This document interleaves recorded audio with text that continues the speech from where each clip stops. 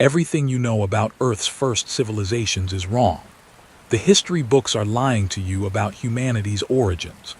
We are taught that civilization developed slowly, over centuries, through trial and error, a gradual ascent from simple hunter-gatherer to complex society. But the evidence suggests it didn't evolve at all. It simply appeared fully formed in an impossible place under impossible circumstances. Imagine intricate cities, sophisticated technologies, and monumental knowledge blossoming overnight, not in a fertile crescent, but beneath a shield of ice. It is as if a blueprint was delivered, not discovered, to the most inhospitable place on Earth, Antarctica. Something truly unsettling awaits, demanding we rethink everything we thought we knew about our past and the true nature of what lies hidden beneath the world's southernmost continent. Our modern perception of Antarctica is clear and stark, a vast, uninhabitable frozen wasteland. It is the coldest, driest, and windiest continent on Earth, a land mass nearly twice the size of Australia, perpetually entombed beneath miles of ice. From towering ice sheets that reflect the sun like a mirror to the relentless, biting winds that sweep across its desolate landscape, Antarctica today presents an environment utterly hostile to complex life, let alone an advanced civilization. It is a place of stark beauty, of scientific intrigue, but above all, a testament to Earth's most extreme conditions. The very idea of cities, agriculture, or intricate societies thriving here seems to defy every law of nature and human history as we understand it. For centuries, explorers have braved its unforgiving climate, confirming its status as the planet's last, untouched wilderness, a realm of ice and isolation where no human civilization could possibly have taken root. The mainstream understanding, firmly rooted in geological and anthropological consensus, posits that Antarctica has been under its current deep freeze for tens of millions of years. Paleontological and climatological data indicate a gradual cooling trend that began many millions of years ago, culminating in the massive ice sheets we see today. This scientific narrative asserts that during any period warm enough for human habitation, humanity itself, in its current form, simply did not exist. Our species, Homo sapiens, emerged relatively recently in Africa, long after Antarctica had become the frozen continent we know. Therefore, the very notion of a human civilization, or any complex society for that matter, ever flourishing on this landmass is considered an impossibility, a fantastical deviation from the established timeline of Earth's natural history and the slow, linear progression of human development. It is seen as a pristine, ancient land, untouched by the hand of prehistoric civilization. But what if this comfortable narrative, woven over decades of scientific inquiry, is missing a crucial thread? What if our understanding of Antarctica's past, and indeed humanity's past, is incomplete, perhaps even fundamentally flawed? The unwavering image of an eternal ice tomb begins to fracture when confronted with anomalies that whisper of a dramatically different epoch, a time when the white continent was not white at all. The very persistence of such a challenging idea suggests that the simple story of Antarctica as an uninhabitable frozen desert might be merely the surface layer of a much deeper, more complex truth. Could the sheer permanence of the ice be a veil, rather than a definitive statement on the continent's past habitability? The question lingers: is our current view of Antarctica a complete picture, or merely a snapshot in time that conceals a forgotten epoch? Some researchers, looking beyond the conventional, propose a different chronology, suggesting that the freeze of Antarctica might not have been as ancient or as constant as we are led to believe. Theories range from dramatic, rapid climate shifts to crustal displacement events that could have dramatically altered the continent's position and climate in a comparatively short geological timescale. These alternative perspectives suggest that Antarctica may have experienced periods, perhaps even relatively recent ones, where its environment was vastly different, temperate, even hospitable. The possibility arises that during such an epoch, long before our established historical timelines, a civilization could indeed have emerged, thrived, and then been abruptly entombed by a cataclysmic shift, preserving its secrets beneath the very ice that now defines it. Could the relentless cold be a cosmic preservative, rather than an eternal barrier?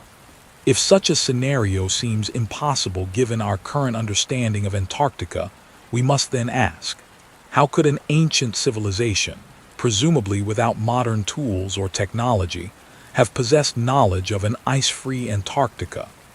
How could they have mapped its coastlines, its rivers, its mountain ranges with a precision that rivals modern satellite imagery? What forgotten knowledge lies just beneath the surface of our accepted history? The very existence of an advanced society in such an impossible location forces us to confront an unsettling question. Has our history been deliberately curated, or have we simply forgotten a monumental chapter of our collective past? This profound question intensifies when we turn our gaze to a specific, baffling artifact: the Piri Rise map. Discovered in 1929 in the Imperial Palace Library in Istanbul, this document is a segment of a larger world map, compiled in 1513 by the Ottoman admiral and cartographer Piri Rise. The map itself is a marvel, renowned for its astonishing accuracy in depicting the coastlines of Europe, North Africa, and the Americas, including details of the South American coastline years before it was officially explored by Europeans. Yet it is one particular section that sends shivers down the spines of conventional historians and cartographers alike. A landmass located far to the south, unmistakably resembling the coast of Antarctica. Crucially, this land is depicted without ice, showing clear coastlines, bays, and what appear to be river systems and mountains. It is a detailed, ice-free portrait of a continent that was not officially discovered until 1820, and whose subglacial topography, matching many of the map's features, was only accurately charted with advanced seismic technology in the mid-20th century. The mainstream explanation for the Piri Rise map, particularly its Antarctic section, attempts to reconcile this anomaly within the accepted historical framework. Historians and cartographers often suggest that the map is a compilation of various older sources, some perhaps dating back to antiquity. The depiction of Antarctica is frequently dismissed as either a remarkable coincidence, a speculative drawing based on anecdotal explorer accounts that mistakenly extended the South American coastline, or perhaps a representation of the mythical asterisk terra australis incognita, the unknown southern land that Europeans hypothesized existed to balance the northern continents. While acknowledging the map's general accuracy for known asterisk lands, the Antarctic portion is typically relegated to the realm of imaginative cartography, a lucky guess, or simply a misinterpretation of fragmented, unreliable ancient data that somehow, by sheer chance, aligned with future discoveries. The idea that it genuinely depicts an ice-free Antarctica is seen as too radical, too disruptive to the established timeline of geographical discovery and human capability. But there is a profound problem with this comfortable dismissal. The Piri Rise map doesn't just sketch a vague landmass in the south. It presents a surprisingly accurate outline of what we now know lies beneath the Antarctic ice sheet, particularly the Queen Maud Land region. Its depiction of specific coastal features, islands, and even the internal topography, features that would have been completely invisible beneath a mile of ice, aligns with sophisticated modern surveys. This level of detail and precision, particularly for a landmass ostensibly hidden for millions of years and unvisited by any known human civilization until centuries later, transcends mere speculation or lucky coincidence. It implies a source map, and therefore an original cartographer, who possessed not only the ability to survey a vast continent, but also to do so when that continent was ice-free. This isn't a blurry outline.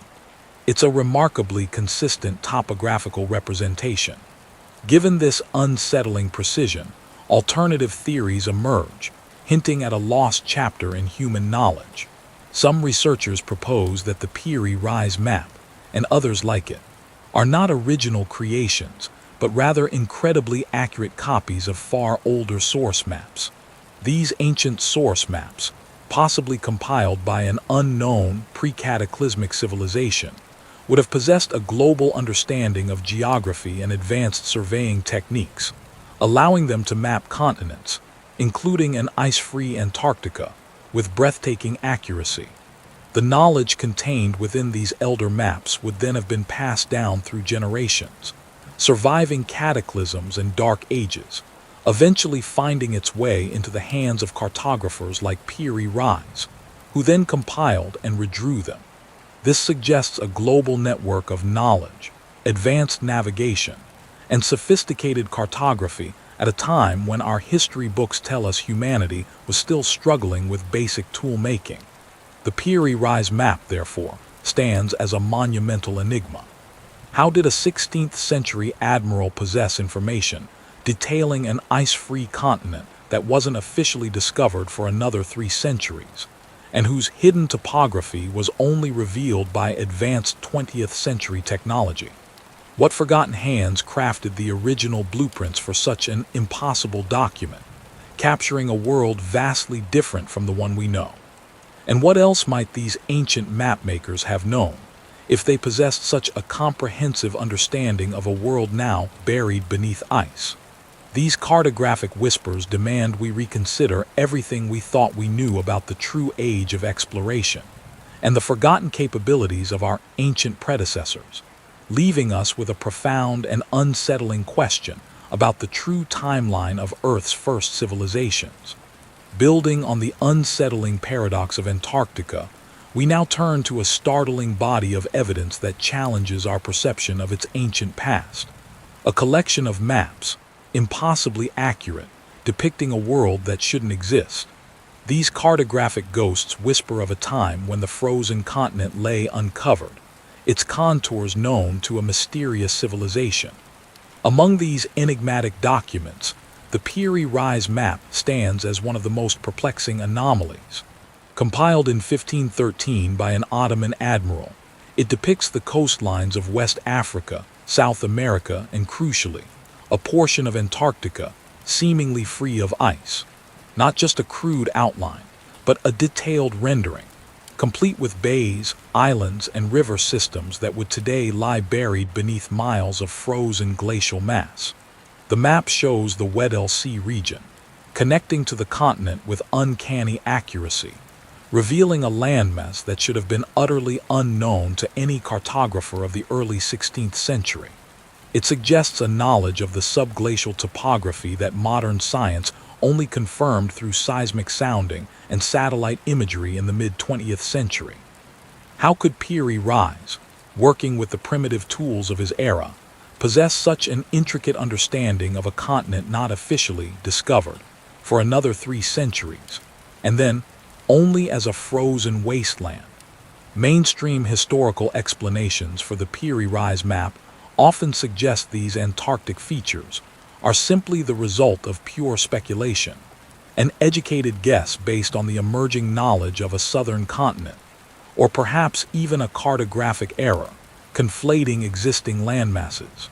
Some historians propose that Peary Rise drew upon older, known maps that were simply inaccurate, and that the supposed Antarctic landmass is merely a distorted projection of the South American coast. They argue that the similarities are coincidental, a pareidolia of geography, where familiar shapes are imagined in random patterns. Such interpretations often highlight the discrepancies and inaccuracies found elsewhere on the map to undermine the veracity of its more startling sections. But there's a problem with this dismissal. The Peary Rise map's astonishing accuracy for other known coastlines of the world, some only properly charted centuries later, makes such a simplistic explanation incredibly difficult to accept. For example, its depiction of the South American coastline, particularly Brazil, is remarkably precise, aligning almost perfectly with modern charts. The map accurately places the Amazon River, which wasn't fully explored until much later.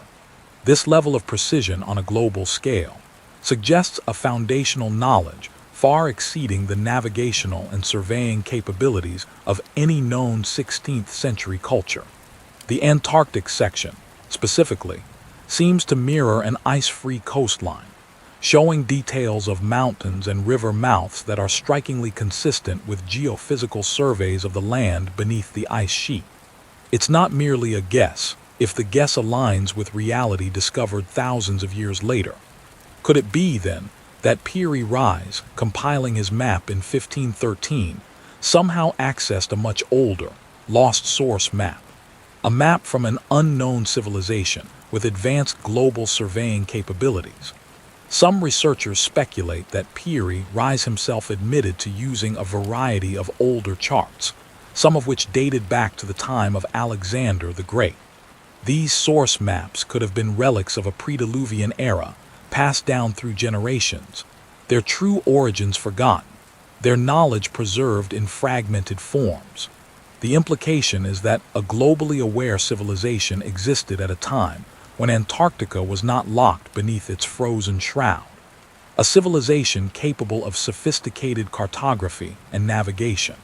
This advanced knowledge, passed down through various hands and cultures, could have eventually found its way into the hands of Piri Reis, becoming an anomalous snapshot of a forgotten world. What ancient cartographer, then, possessed the ability to chart a continent shrouded in ice today, with such stunning precision? And what implications does this hold for the official timeline of human exploration and technological development? The Piri Reis map is not an isolated anomaly. Just a few decades later, in 1531, another cartographic ghost emerged, the Orontius Phineus map. This world map, created by the French cartographer Orance Fine, also depicts Antarctica, but with even greater detail and a more defined ice-free landmass. The Orontius Phineus map shows a clearly delineated continent at the bottom of the world, complete with mountain ranges, rivers, and coastal features, all seemingly belonging to an ice-free topography. It includes a specific, long river system cutting across the continent, an intriguing detail that resonates with geological findings of subglacial waterways and valleys, suggesting a very different past for the now frozen land. The map's accuracy in other known areas of the world further deepens the mystery of how such detailed knowledge of Antarctica could have been acquired. Mainstream cartographic historians tend to explain the Orontius Phineus map's depiction of Antarctica as either a deliberate artistic embellishment, a creative interpretation of the concept of a terra australis incognita, the unknown southern land, which was widely believed to exist. They suggest that Orance Fine, like other cartographers of his time, simply filled in the blank spaces with what he thought might be there, based on philosophical ideas of geographical balance rather than actual survey data. Others propose that the map's Antarctic features are merely a compilation of existing, often inaccurate, classical geographic information, combined with educated guesses, leading to a coincidental resemblance to ice-free Antarctic contours. But this explanation struggles to account for the consistent and specific details shown. The Orontius Phineus map depicts mountain ranges that align with some of the major ranges discovered much later by modern geological surveys, such as the Transantarctic Mountains. It outlines coastlines that are strikingly similar to the land beneath the ice, as revealed by contemporary radar and seismic imaging. These are not merely vague shapes or general landmasses. They are specific features, including valleys and river systems, which are highly unlikely to be the product of pure imagination or coincidental interpretation. The sheer geographical consistency across different ancient maps, each showing an ice-free Antarctica with distinct topography, suggests a shared, accurate source. Could it be that Orance Fine, much like Piri Reis, was drawing from an ancient, sophisticated archive of knowledge, perhaps from a forgotten civilization that once mapped the entire globe when Antarctica was not covered in ice. The specificity of the features, particularly the river systems, hints at a time when these waterways would have been active, draining a land free of its icy blanket. Such a scenario points toward an incredibly advanced form of cartography, capable of global surveying and accurate depiction of continental landmasses, even those in remote polar regions.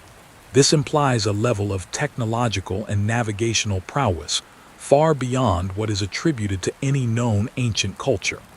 The Orontius Phineus map forces us to ask, what happened to this advanced civilization, and what conditions allowed them to map Antarctica in such detail before it was consumed by ice? Venturing further into these cartographic anomalies, we encounter the Zeno map, published in 1558.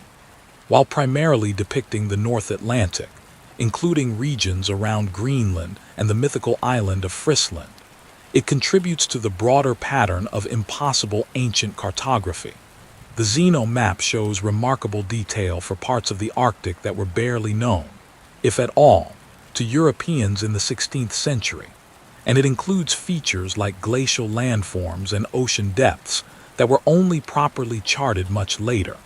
Though not directly depicting Antarctica, its existence as another map with seemingly impossible knowledge of remote, difficult-to-reach regions strengthens the argument for a global network of ancient cartographic data, suggesting that the precise knowledge of Antarctica found in other maps was not an isolated incident, but part of a larger, forgotten body of global geographical understanding.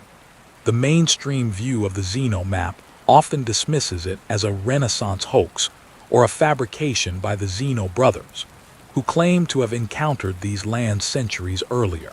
Critics point to the inaccuracies and fanciful elements present in the map, suggesting that it is a mix of legitimate, though distorted, Nordic sagas and pure invention.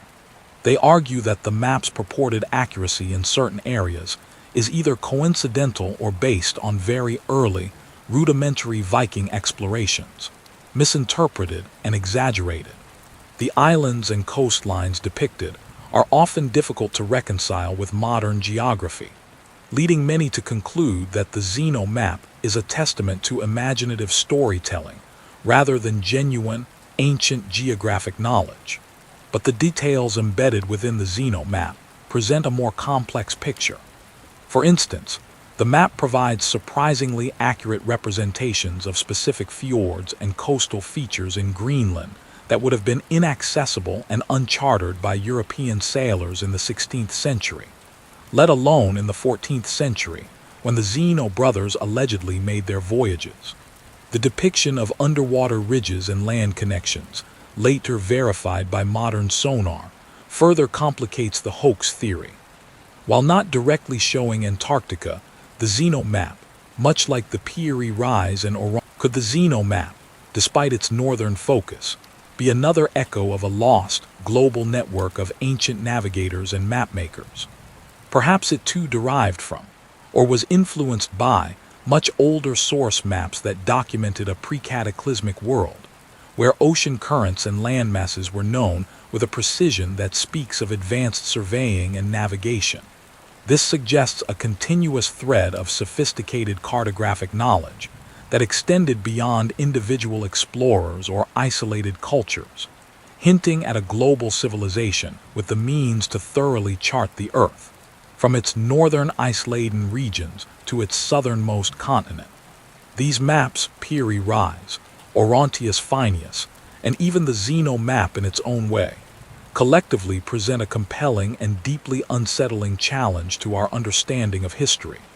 They imply a level of global surveying, navigation, and cartographic skill that defies conventional timelines. To depict an ice-free Antarctica with such accurate detail, especially with rivers and mountain ranges that match subglacial topography, demands a civilization with capabilities akin to modern satellite mapping and advanced seafaring. The implications are profound.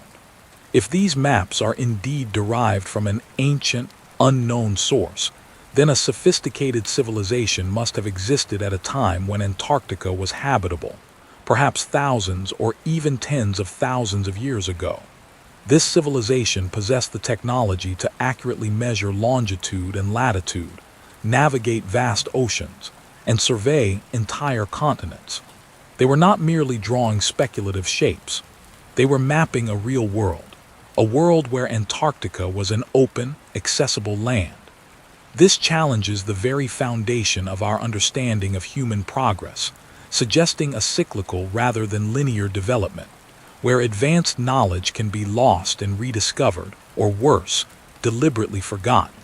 What forgotten technology allowed these ancient mariners to navigate and map the globe with such precision? And who were these original mapmakers, this unknown civilization? And what did they truly see when Antarctica was uncovered, before it vanished beneath its impenetrable shield of ice? These maps are not just pieces of paper.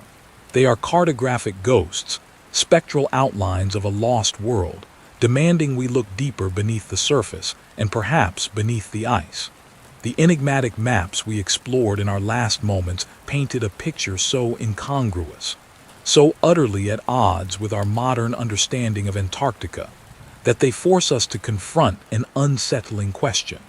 These cartographic ghosts depicted a land with rivers flowing, mountains soaring, and coastlines clear of ice, suggesting a time when the southernmost continent was not the frozen fortress we know today. But how could such a vision exist, and when? The answer, perhaps, lies buried not just in ancient parchments, but deep within the very earth itself. Hidden beneath the vast, silent plains of ice, geological anomalies whisper of a profoundly different Antarctica. Explorers and scientists have unearthed a wealth of evidence suggesting this land, now synonymous with desolation, was once a vibrant, temperate, even subtropical paradise. Fossil leaves, perfectly preserved in ancient sediments, speak of lush forests of beech and palm trees. Coal deposits, formed from prehistoric plant life, lie in abundance, alongside the fossilized remains of marsupials and other land animals. Such discoveries paint a vivid tableau of a fertile landscape teeming with life, a stark contrast to the barren, white expanse of today. The mainstream scientific consensus addresses these findings through the lens of plate tectonics and gradual climate change. For hundreds of millions of years, Antarctica was not at the South Pole. It drifted north, enjoying warmer climes before slowly migrating to its current frigid position. Over vast epochs, the argument goes, its climate gradually cooled, and the ice sheets formed, slowly engulfing the once green continent. This process, unfolding over millions of years, provides a comfortable explanation for the fossil record, neatly placing any period of warmth far beyond the advent of human civilization. But there is a problem with this slow, majestic waltz of geological time. The evidence from those ancient maps, depicting an ice-free Antarctica with a precision that defies chance, hints at human observation. If the continent was only warm and habitable millions of years ago, then no human eyes could possibly have witnessed it. Humanity, as we understand it, simply did not exist. This creates a chronological chasm, a gaping discontinuity between what the maps seem to show and what conventional geology tells us. It implies a much more recent period of warmth for Antarctica, one that overlaps with the time frame of advanced human, or perhaps pre-human, civilizations. Could Antarctica have been ice-free much more recently than currently accepted, within a span of time that might accommodate a civilization? This question pulls us into the realm of alternative geological theories, where the Earth's history is not always a tale of slow, predictable change, but one punctuated by sudden, violent upheavals. Researchers have, for instance, studied paleoclimate data from marine sediment cores and ice core samples taken from various parts of the world. While many of these support long-term climate cycles, some present tantalizing hints of dramatic shifts occurring at speeds that defy gradualistic models. Anomalies in oxygen isotope ratios, for example, can suggest rapid temperature fluctuations, pushing the boundaries of what is considered normal geological change. This brings us to a crucial puzzle piece: the enigma of the Younger Dryas event. Around 12,800 years ago, as the Earth was slowly warming out of the last ice age, a sudden, brutal deep freeze plunged the northern hemisphere back into glacial conditions for over 1,000 years. This was not a gradual cooling. It was an abrupt, almost instantaneous reversal, a geological blink in time that has long baffled scientists. Mainstream explanations often focus on the collapse of ice sheets and the subsequent release of vast quantities of fresh water into the Atlantic Ocean, disrupting ocean currents like the Gulf Stream and triggering a sudden chill. It's a localized, albeit dramatic, climatic shift within a broader pattern. But there's a compelling alternative explanation, a theory that offers a far more immediate and globally catastrophic answer: the Younger Dryas impact hypothesis.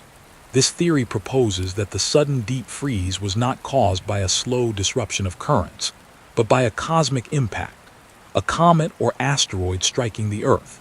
Evidence for this includes a widespread layer of nanodiamonds, microscopic spheres of carbon, and other impact-related markers found at numerous sites across North America and beyond, precisely at the Younger Dryas boundary.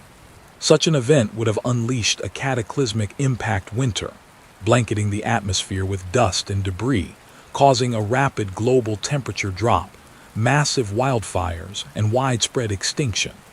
This is not a slow evolution of climate. It is an instant planetary reset. This idea of sudden global catastrophe opens the door to another radical concept: crustal displacement. Proposed by figures like Charles Hapgood in the mid-20th century, with support from Albert Einstein, this theory suggests that the Earth's entire lithosphere, its outer crust, can sometimes shift rapidly over the softer, molten mantle beneath. Unlike plate tectonics, which involves the slow movement of continental plates, crustal displacement posits that vast landmasses could be rapidly repositioned on the globe in a geological instant. Imagine, for a moment, Antarctica, perhaps in a more temperate latitude, suddenly shifting south, propelled into its polar position by a massive geological upheaval, perhaps triggered by the very kind of cosmic impact suggested by the Younger Dryas event. Such a shift would not only explain a rapid plunge into an ice age, but could also explain why a continent that was recently ice-free is now frozen solid. The implications for a hidden civilization are profound.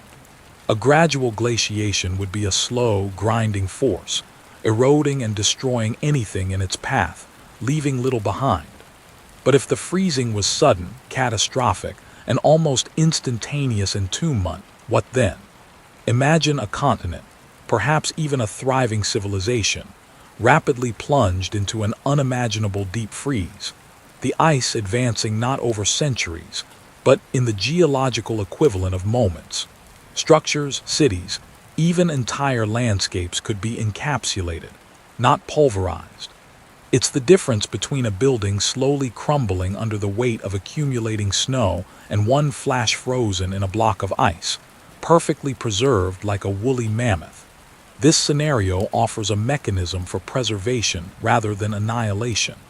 Paleoclimate data and fossil evidence, when re-examined through this lens of rapid, catastrophic change, take on new meaning. While much of the evidence for Antarctica's warmer past points to periods millions of years ago, there are always subtle anomalies, data points that don't quite fit the tidy, gradual narrative.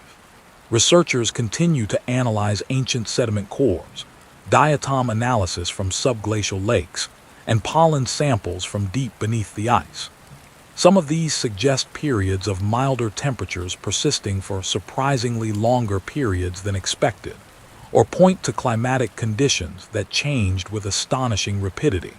While mainstream science interprets these within existing frameworks, proponents of catastrophic theories highlight them as indicators of a dynamic, even volatile geological history. The presence of sophisticated diatoms, for example, found in marine sediments around Antarctica that thrive in open water, rather than under ice, suggests that at least parts of the continent were ice-free for substantial, relatively recent periods. These fragments of data, though often subtle, begin to paint a picture of an Antarctic past far more complex and violent than we generally assume. They challenge the comfortable narrative of slow evolution, demanding we consider the possibility of abrupt, transformative events that could reshape continents and entomb entire worlds. Did a global cataclysm, a sudden, violent upheaval of Earth's crust and climate, abruptly entomb an advanced civilization under miles of ice, preserving its secrets for millennia? Or was it a more gradual, though still ultimately devastating, demise, slowly consigning a once thriving land to the frozen depths? The true nature of Antarctica's past remains an open question, its answer potentially altering everything we believe about the resilience of civilizations and the capricious nature of our planet. The colossal forces that reshaped Earth's surface as we explored might have done more than merely bury a continent beneath ice. They may have preserved an entire world, a silent testament to a forgotten age. If Antarctica once harbored life, if it once saw the sun on green valleys and flowing rivers, then what echoes of that past might still linger, entombed beneath miles of frozen time? It is here, in the cold, dark silence beneath the white veil, that some of the most baffling anomalies begin to surface. Satellite imagery, advanced radar scans, and sensitive seismic data, designed to map the bedrock of the continent, have begun to reveal shapes and patterns that defy conventional explanation. Across vast, remote expanses, beneath ice thousands of feet thick, these instruments have picked up what appear to be unnatural uniformities, immense geometric structures, and even rectilinear forms that whisper of deliberate construction. These aren't the jagged, chaotic patterns of mountain ranges, nor the smooth undulations of natural valleys. Instead, we see indications of straight lines, precise angles, and symmetrical arrangements that seem strikingly out of place in a geological tableau.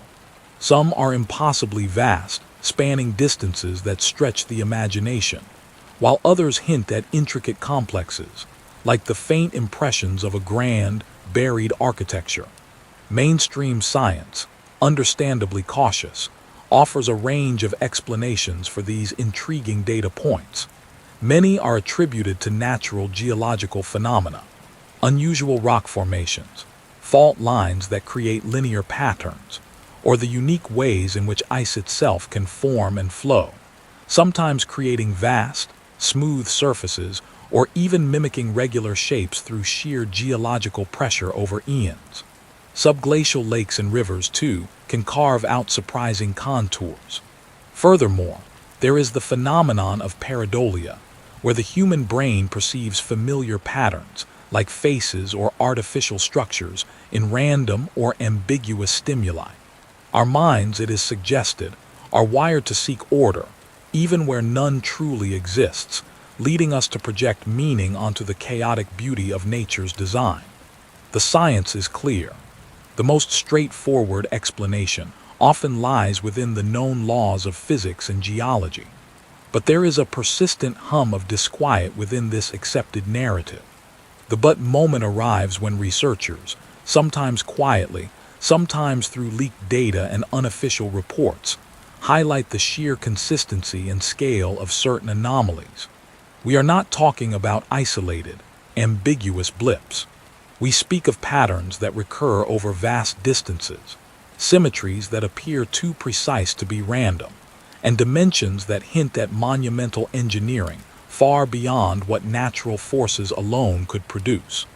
Whistleblowers and independent analysts, using publicly available but often overlooked datasets, point to specific coordinates where these structures exhibit characteristics that simply do not align with natural ice or rock formations.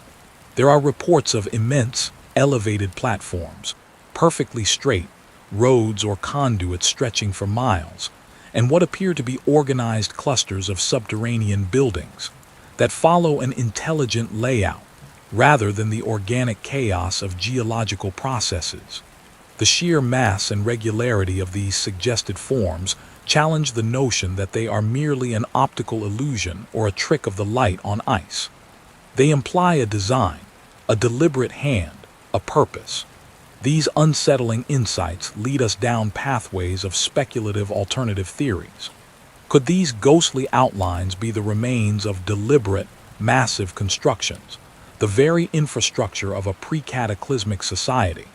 Were these perhaps subterranean cities, designed to withstand the harshness of a coming ice age, or massive energy conduits, or perhaps even intricate defense systems? Some researchers venture that these could be vast, integrated networks, the skeletal framework of an entire civilization that once thrived on a continent, now utterly transformed.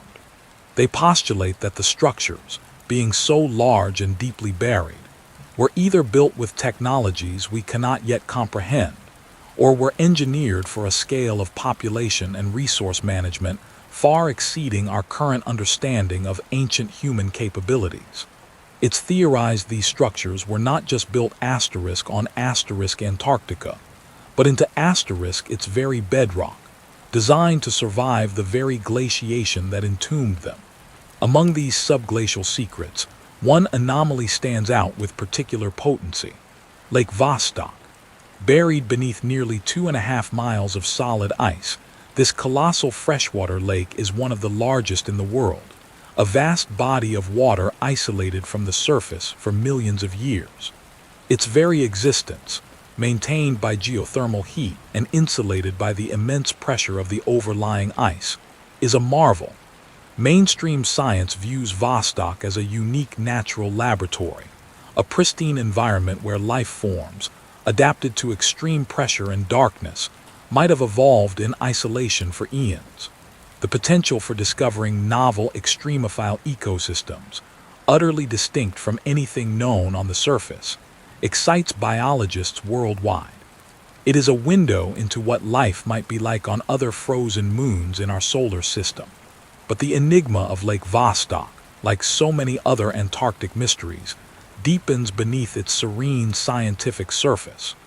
The but moment here arises from its sheer isolation and the tantalizing hints that it might hold more than just unique microorganisms. The very act of drilling into Vostok has been fraught with challenges and controversy, with reports of unusual magnetic anomalies, inexplicable readings, and even alleged things encountered in the upper layers of its waters. Some interpretations of seismic data hint at unusual structures within the lake itself, or along its bed, that do not appear to be natural. The extreme conditions, the vast scale of the lake, and the unfathomable duration of its isolation could have preserved something truly extraordinary.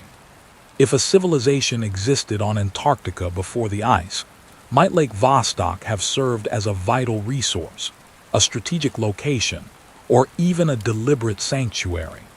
Alternative theories surrounding Lake Vostok escalate in their strangeness. Some researchers propose that its unique environment could have preserved not just ancient microbial life, but artifacts, or even entire structures from a time before the ice. Could it be a deliberate reservoir, a source of power, or even a hidden access point to subterranean networks? Some speculative interpretations of radar and seismic data suggest objects of immense size or unusual acoustic signatures, hinting at more than just natural geology. The idea is that Lake Vostok, far from being a mere natural wonder, could be an integrated component of a larger, long-lost civilization's infrastructure, a vital hub in a network now frozen and forgotten. Its deep, stable waters, protected from the ravages of glaciation, might serve as an immense time capsule, safeguarding secrets far grander than any microbial discovery.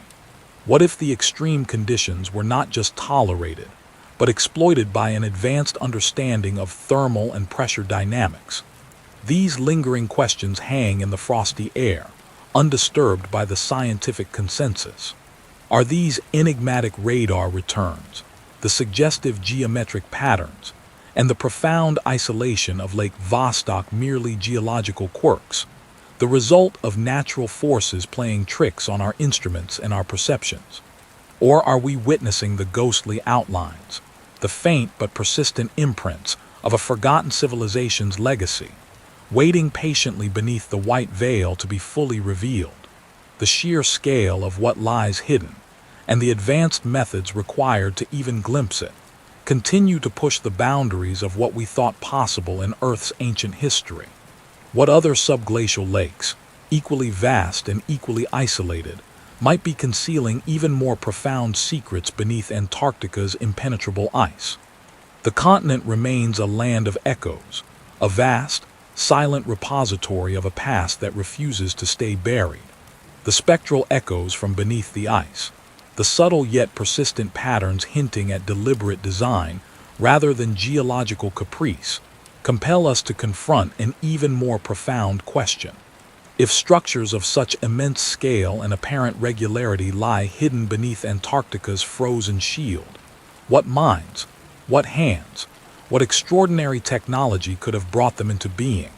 The very idea of a civilization thriving in such an extreme environment, or constructing monuments capable of enduring a cataclysmic deep freeze, is an anomaly so vast it almost defies comprehension. For centuries, our understanding of early human societies has been shaped by a comfortable narrative, a slow, arduous climb from primitive hunter-gatherer to settled farmer, from simple tool maker to master artisan. We are taught that the path to advanced civilization was a gradual process, marked by incremental discoveries and painstakingly slow technological evolution. From the rudimentary stone axe to the first bronze implement, from basic shelters to nascent settlements, mainstream archaeology paints a picture of humanity inching forward, step by laborious step, lacking the means for truly global knowledge or engineering feats on a continental scale, let alone in such an inhospitable corner of the world. The consensus holds that sophisticated engineering and complex environmental control are relatively modern achievements, belonging to the last few millennia, not tens of thousands of years ago. But this established timeline feels increasingly strained when confronted with the growing body of enigmatic evidence. The precision encoded within ancient maps, as if derived from an impossibly sophisticated global survey, challenges the notion of limited navigational capabilities. The sheer scale and unnatural symmetry suggested by subglacial radar scans demand a level of engineering far beyond what we attribute to any known ancient culture. To conceive of, let alone construct, vast complexes capable of surviving a rapid, crushing glaciation implies not just ingenuity, but a profound mastery of physics, material science, and environmental adaptation that far surpasses mere flint tools or rudimentary architecture. The audacity of existing in conditions that would challenge even our modern technology speaks to a knowledge base utterly alien to our traditional views of prehistory. It implies solutions to problems we are only now beginning to grapple with, making us wonder if the primitive label we apply to ancient humanity is a colossal misjudgment. Consider the fundamental challenge of sustaining a large, complex society on a continent like Antarctica, whether it was temperate or undergoing a rapid freeze. The need for warmth, shelter, and resources would have been paramount. How might they have achieved this? Some researchers speculate that such a civilization could have harnessed the Earth's own immense power, developing a profound understanding of geothermal energy. Instead of merely huddling for warmth, they might have engineered vast systems to tap into subterranean heat, creating networks of heated underground cities or maintaining temperate enclaves on the surface. Imagine intricate systems of vents, conduits, and heat exchangers, turning a frozen wasteland into a habitable zone. This would require not just basic engineering, but advanced geological knowledge and the capability to construct massive, durable infrastructure in extreme conditions, perhaps even subterranean tunneling technology that would dwarf our modern efforts. The idea stretches our conventional understanding of ancient man, yet the persistent whispers of structures beneath the ice hint at just such monumental endeavors. Beyond mere survival, the ability to build and thrive implies advanced construction techniques tailored for an extreme environment.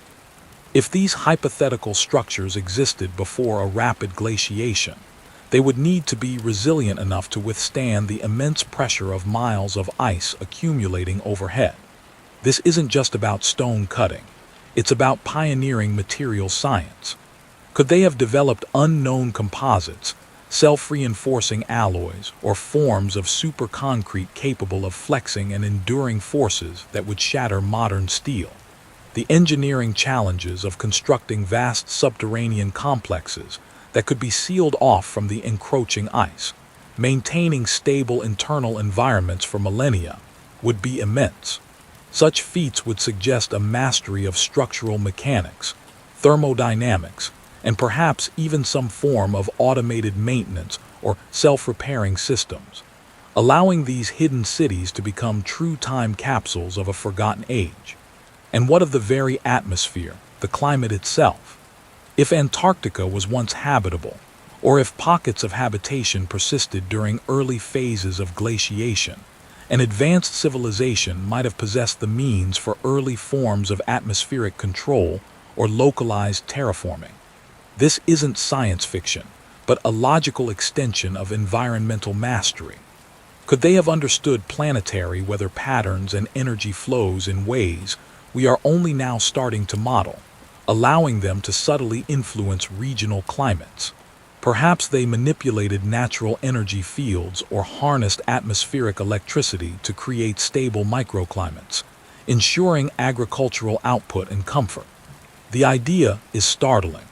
A civilization not just adapting to its environment, but actively shaping it on a grand scale, leveraging knowledge of planetary mechanics far beyond our current grasp.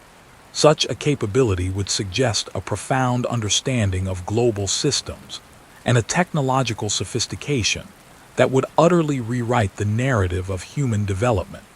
Taking a bolder leap, some fringe theories propose that the technology of a pre-cataclysmic Antarctic society might have been rooted in principles we scarcely comprehend today. Beyond conventional mechanics or thermal energy, could they have understood and harnessed esoteric energy sources? Ancient myths from across the globe speak of flying machines, advanced weapons, and cities powered by crystals or unknown forces. While often dismissed as fantasy, what if these tales are distorted echoes of a genuine, forgotten science? Could an Antarctic civilization have tapped into telluric currents, the electromagnetic energies flowing through the Earth, or discovered ways to manipulate gravity or generate energy from the very fabric of space?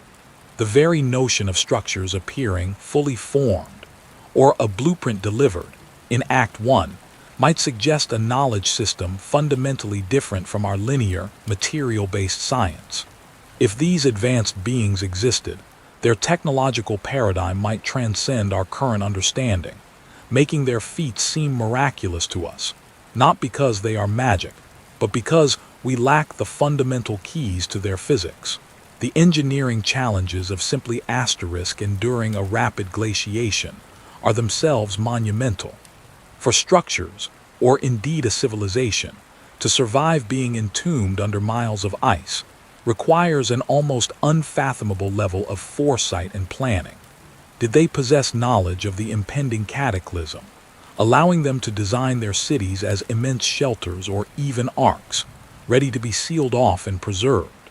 This would imply an understanding of astronomical cycles, geological processes, or cosmic events that far exceeds our own capacity to predict such planetary shifts.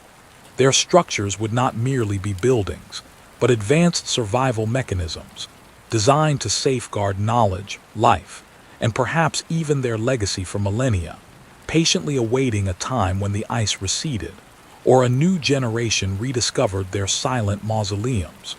What forgotten knowledge, then, might be locked away in the ice, waiting to rewrite human potential and technological history. The questions multiply with each layer of ice we virtually peel back. What fundamental principles of energy, physics, and construction might have been known to a civilization that could thrive in a forgotten Antarctica or survive its sudden entombment? The whispers of forgotten ages resonate not just beneath the ice, but across the surface of our planet, etched into stone and carried in the breath of ancient myths. As we consider the possibility of a sophisticated civilization hidden away, we are drawn to an unsettling uniformity in the earliest expressions of human culture, a pattern that stretches across continents and defies the conventional timeline of human development. From the monumental precision of the Great Pyramid of Giza to the complex astronomical alignments of ancient Mayan observatories, from the intricate petroglyphs of Easter Island to the baffling construction of structures like Puma Punku, we find strikingly similar intellectual and engineering achievements emerging in cultures separated by vast oceans and millennia. Alongside these material wonders, there exists an even more pervasive anomaly: the global prevalence of creation myths involving powerful sky gods who bring advanced knowledge, the legend of a devastating flood that reshaped the world, and persistent tales of a lost golden age, a time of advanced wisdom abruptly ended. These echoes, found in the oral traditions of seemingly unconnected peoples from every corner of the earth, suggest a shared memory, a common source of profound experience. The mainstream perspective offers a comforting explanation for these apparent coincidences. It posits that human ingenuity, faced with similar environmental and existential challenges, naturally converges on similar solutions. Separate cultures, through independent trial and error, might independently develop sophisticated astronomical observations, invent monumental building techniques, or craft narratives of creation and cataclysm. This view allows for limited cultural diffusion, where ideas slowly spread from one adjacent group to another over vast periods, gradually enriching the global tapestry of human knowledge. It is a story of independent blossoms, each unique, yet sometimes bearing a superficial resemblance to others due to the universal conditions of human existence. But there's a problem with this explanation. The sheer scale, the intricate detail, and the profound consistency of these shared narratives and monumental feats suggest something far more profound than mere convergence. It's not just that many cultures built pyramids. It's that many built pyramids with impossible precision, using techniques that baffle modern engineers, often oriented to specific celestial events. It's not just that many cultures have flood myths. It's that these myths often describe near-identical details: a divine warning, a chosen few, an ark or refuge, and a complete reset of the world. The sudden appearance of highly complex agricultural systems, sophisticated metallurgical skills, and precise calendars in disparate parts of the world, seemingly without precursor, challenges the notion of slow, independent development. It is as if a deep, underlying current of knowledge, a blueprint of civilization itself, somehow flowed into the minds of humanity across the globe, simultaneously, or at least in a rapid, coordinated fashion that belies the concept of isolated evolution. Could this be the ultimate, moment? Could Antarctica, the frozen enigma at the bottom of the world, be the missing piece in this global puzzle, the prime origin point that explains so many global mysteries and the sudden appearance of complex knowledge worldwide? Some researchers believe that the consistency of these global myths and monumental techniques points directly to the existence of a single, advanced progenitor culture, a mother civilization that predates our known history. This civilization, possessing knowledge far beyond what we attribute to the Stone Age, would have been the ultimate source, the blueprint deliverer. Theories propose that if such a civilization thrived in a now lost, ice-free Antarctica, its sudden demise, perhaps due to the catastrophic glaciation event we discussed earlier, would have forced survivors to flee. These refugees, carrying with them the remnants of their advanced understanding, would have spread across the world, becoming the culture bringers and sky gods described in countless myths. They would have landed on distant shores, introducing agriculture, writing, astronomy, metallurgy, and monumental architecture to less developed indigenous populations. This would explain the seemingly miraculous leaps in human achievement that appear, fully formed, in places like Sumeria, Egypt, and Mesoamerica, without a clear evolutionary path. The Golden Age, remembered in myth, would be the memory of this initial, highly advanced civilization. This concept resonates powerfully with the legend of Atlantis, as told by Plato. Plato describes Atlantis as a highly advanced thalassocracy, a naval power with sophisticated technology and a complex society, whose sudden and catastrophic destruction plunged it beneath the waves. While Plato places Atlantis in the Atlantic, the core narrative elements, an advanced civilization, global influence, and a cataclysmic end, align strikingly with the hypothesis of an Antarctic mother civilization.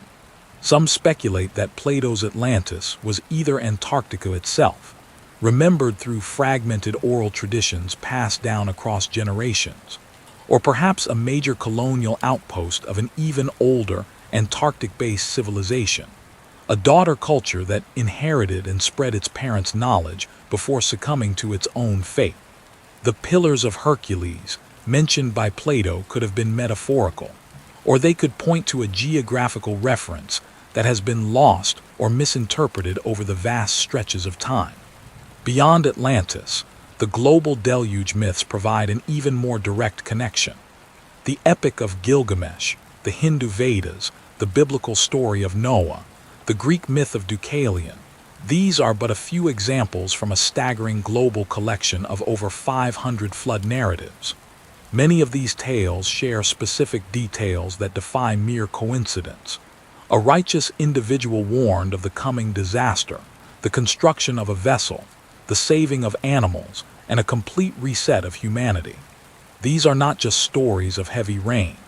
They are often narratives of a world-ending cataclysm, a total inundation that wiped out a previous age. Could these universal memories be the collective trauma of humanity witnessing the destruction of the mother civilization? Perhaps the very cataclysm that entombed a sophisticated society beneath the ice of Antarctica. The survivors, spreading out and rebuilding, would carry this foundational story, retelling it in their own cultural languages, forever imprinted with the memory of a lost world and a new beginning. If Antarctica was indeed this progenitor, this singular source of ancient wisdom, then the megalithic structures of Baalbek, the inexplicable precision of the pyramids, the advanced astronomical knowledge of distant cultures, and the consistent narratives of a lost golden age suddenly find a unified, compelling explanation. They cease to be isolated anomalies and become instead the scattered fragments of a grander design, pieces of a global puzzle whose center lies buried beneath the vast, silent continent of ice. Could Antarctica be the missing piece, the prime origin point that explains so many global mysteries and the sudden appearance of complex knowledge worldwide?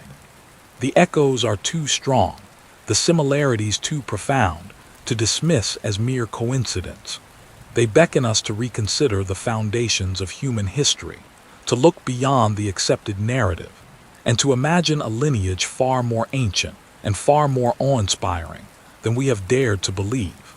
And so, we arrive at the precipice of a monumental shift, a re-evaluation of everything we thought we knew. The implications of a hidden, advanced civilization beneath Antarctica are not merely academic, they are existential. For if such a discovery were to unfold, it would fundamentally rewrite the story of human history, challenging the very bedrock of our origins and capabilities.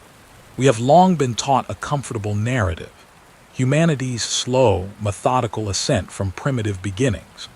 The mainstream view dictates a gradual development, a linear progression from simple hunter-gatherer societies in fertile lands to the complex urban centers we recognize as the first civilizations.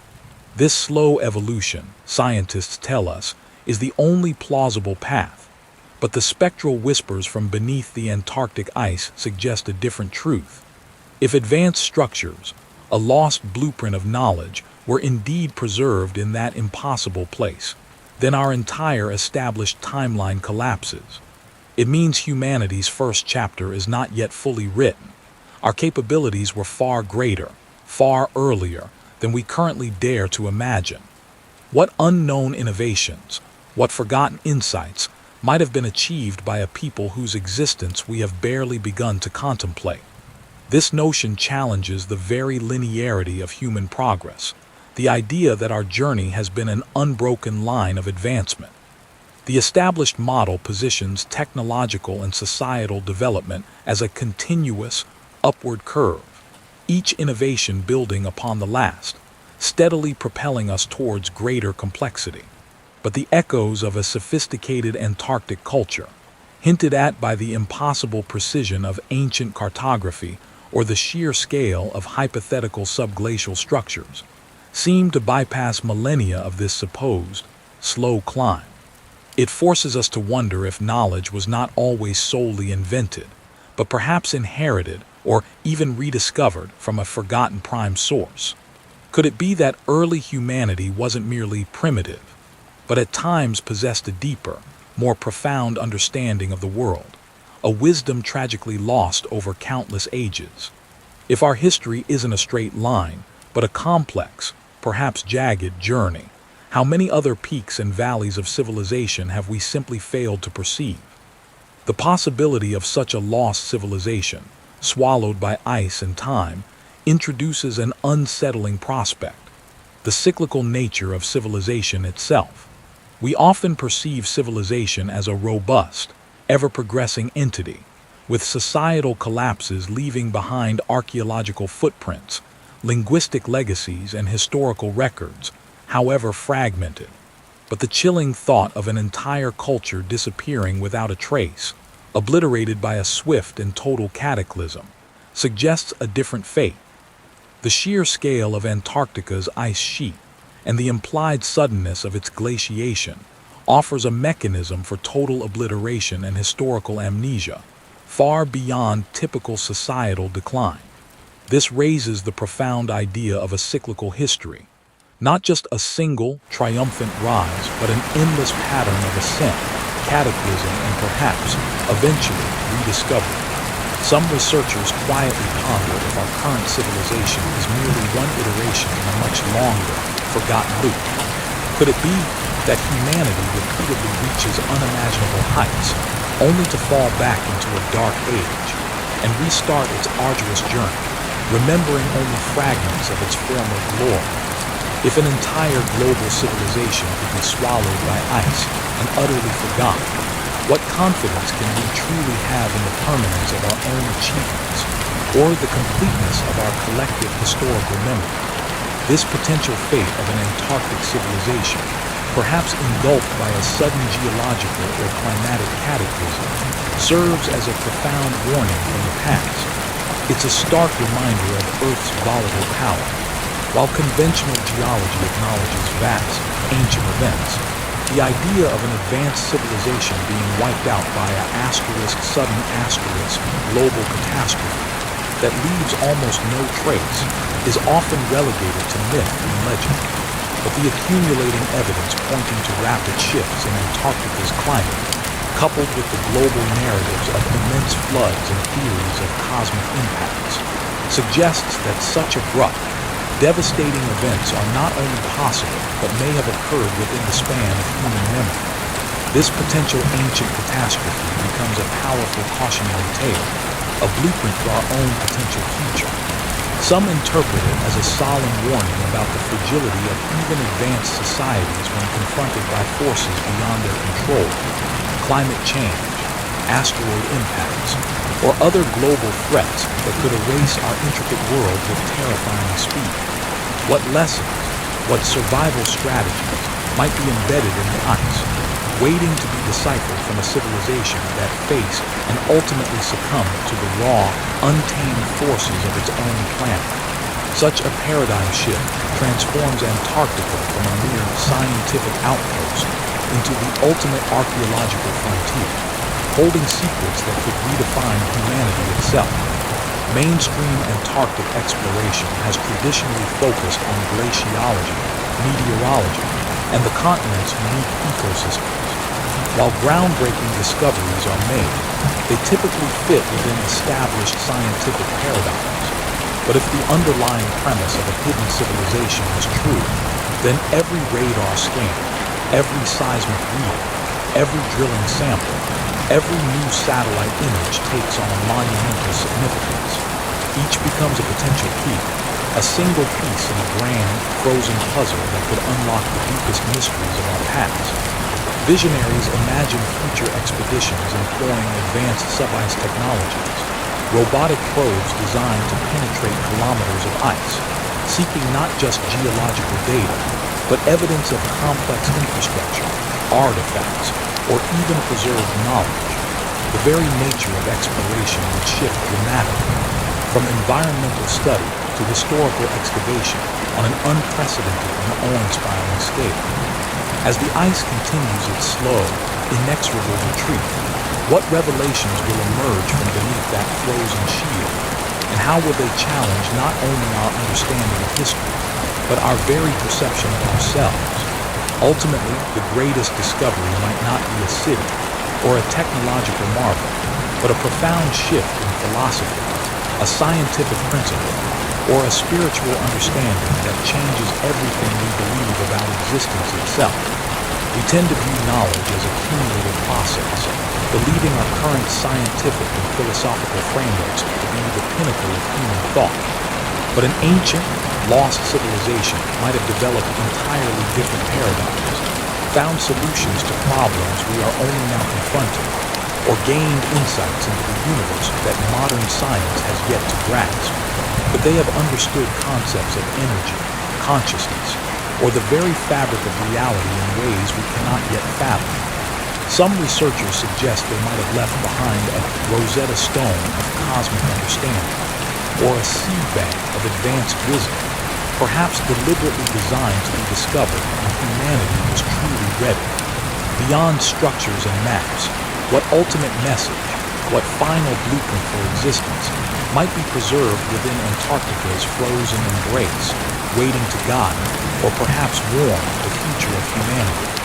The existence and subsequent disappearance of an Antarctic civilization presents a dual mirror to our own species, reflecting humanity's incredible capacity for creation, alongside its terrifying vulnerability to destruction. Our current understanding of human potential often focuses on our linear climb and our ability to overcome challenges, with less emphasis on catastrophic setbacks that can utterly erase our past. But the story of a lost Antarctic civilization is a paradox of ultimate achievement followed by ultimate oblivion. It highlights that the very ingenuity that leads to advancement can also create vulnerabilities or prove powerless against the unbridled forces of nature. This reevaluation might lead to a more nuanced view of progress, acknowledging that advanced technology does not guarantee survival, and that understanding our fragility is as crucial as celebrating our strengths. Some suggest it could inspire a deeper search for resilience, for wisdom beyond mere technological superiority. If we truly understood the full arc of a pre-glacial and